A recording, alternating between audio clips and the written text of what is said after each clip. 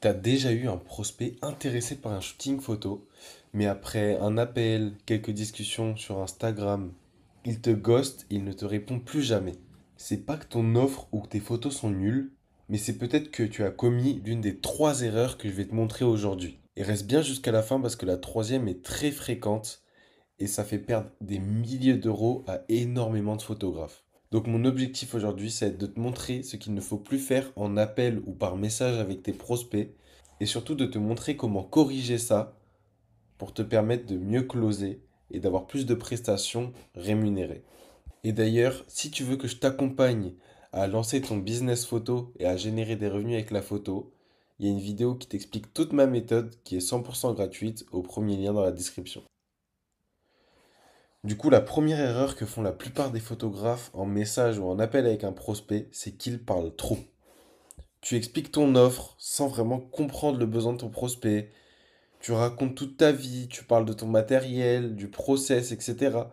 Alors qu'en réalité, le prospect, il s'en fiche un peu de ta vie, il s'en fiche un peu de ton centre d'intérêt qui est la photographie, etc. Donc tout ce qui est matériel, etc., en fait, ça ne le concerne pas vraiment. Alors que toi, en fait, ton but en appel, c'est plutôt de le faire parler. C'est-à-dire que tu dois poser des questions clés pour vraiment comprendre ses besoins, comprendre ses problèmes, écouter attentivement, reformuler et utiliser en fait son vocabulaire pour créer de la confiance.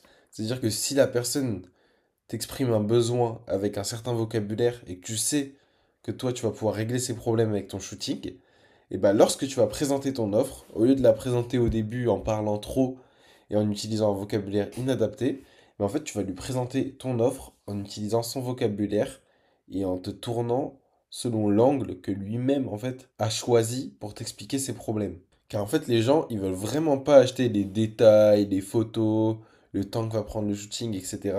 Ce qu'ils veulent acheter c'est juste une solution à leurs problèmes. Donc toi en fait ce que tu dois lui vendre c'est juste la solution à ses problèmes. T'as pas besoin de lui vendre le fait que tu as un Sony A7R5, que tu as un objectif adapté, des lumières, etc. Ça, il s'en fout. En fait, ce qu'il veut, c'est juste le rendu final, point. Et c'est tout ce que tu dois lui vendre. Donc, ce que je te recommanderais en appel serait de laisser le prospect parler au moins 70% du temps. Et toi, tu parles 30% du temps pour rebondir sur ce qu'il te dit, relancer. Et enfin, lui montrer vraiment que tu es la bonne personne pour répondre à ses besoins et que tu comprends ses problématiques et que du coup, tu es capable de les régler grâce à tes shootings photos et à tes compétences. Ensuite, la deuxième erreur que font la plupart des photographes, c'est qu'ils tremblent quand il faut parler du prix. Ils ne parlent pas du prix avec assurance. Et le résultat de tout ça, c'est qu'en fait, le client perd lui aussi de sa confiance. Parce que s'il voit que toi, tu doutes au moment de parler du prix, il se dit, tiens, c'est bizarre, pourquoi il doute? Est-ce que ce qu'il propose vaut vraiment ça? Etc. Parce qu'en fait, si toi, tu doutes, comment tu veux que ton prospect ait la confiance? Quand tu es en appel de vente ou que tu vends par message, il faut qu'il y ait 100% de la confiance qui repose sur tes épaules, qu'en fait, que tu montres au prospect que tu as déjà le chemin pour lui et pour régler ses problèmes et qu'il a juste à te suivre en fait sur la route, tu comprends? Du coup, au moment d'annoncer un prix, il faut vraiment que tu évites de dire ça dépend, le prix est adaptable, nani, nana, ou que tu te justifies en disant oui, en fait ça coûte tant, mais tu comprends, c'est beaucoup de travail, c'est pas que le shooting, il y a aussi les retouches, ça prend du temps, nani. Non, en fait, il faut pas faire ça. Il faut que tu prépares une phrase simple où tu dis calmement ça représente 150 euros pour le shooting plus les retouches photos, point. Et après, tu peux laisser un silence en fait. C'est-à-dire qu'une fois que tu as annoncé ton prix, tu attends que ton prospect réponde parce que dans tous les cas, il va dire quelque chose. Et si jamais t'es pas encore très à l'aise avec le fait de laisser un silence, tu peux juste lui dire, mais avec une voix posée, tu en penses quoi? C'est-à-dire tu lui dis ça représente un investissement de 150 euros. Qu'est-ce que tu en penses? Hop, et là c'est fini. Tu ne dois plus parler.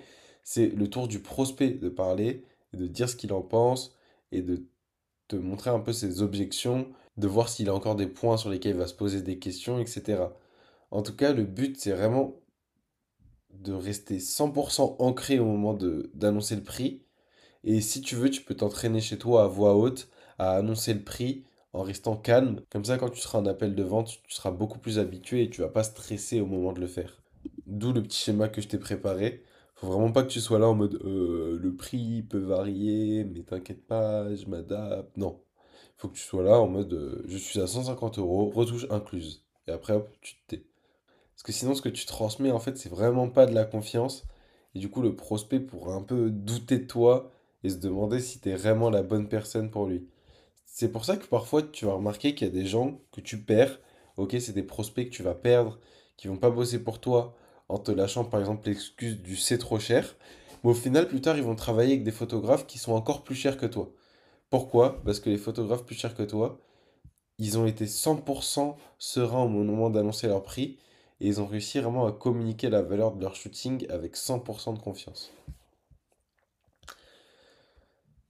Et la troisième erreur que font la plupart des photographes et qui en fait fait perdre une grande partie des prospects qui pourraient être intéressés par vos shootings, c'est que tu finis les appels ou une séquence de messages sans avoir un next step clair.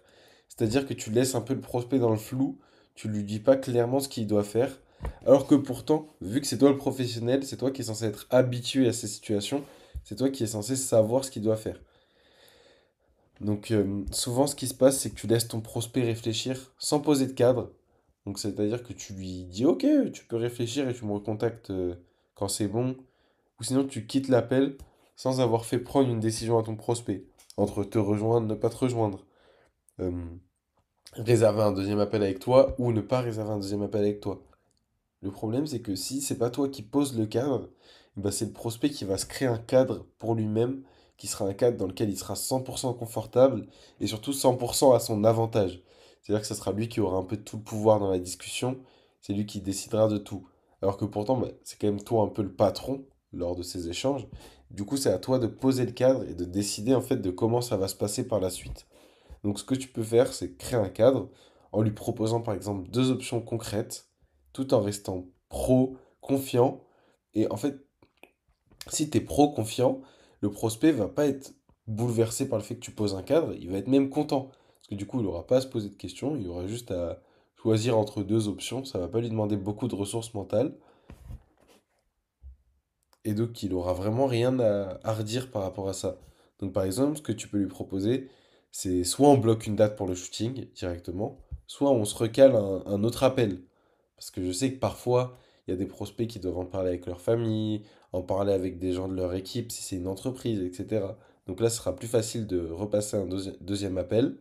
Mais si tu parles avec un particulier pour un shooting qui est pas très cher, qui représente pas beaucoup de responsabilités, etc., tu peux juste, dès la fin du premier appel, bloquer une date et lui faire payer son acompte qui sera de 30 à 50% du prix du shooting, par exemple.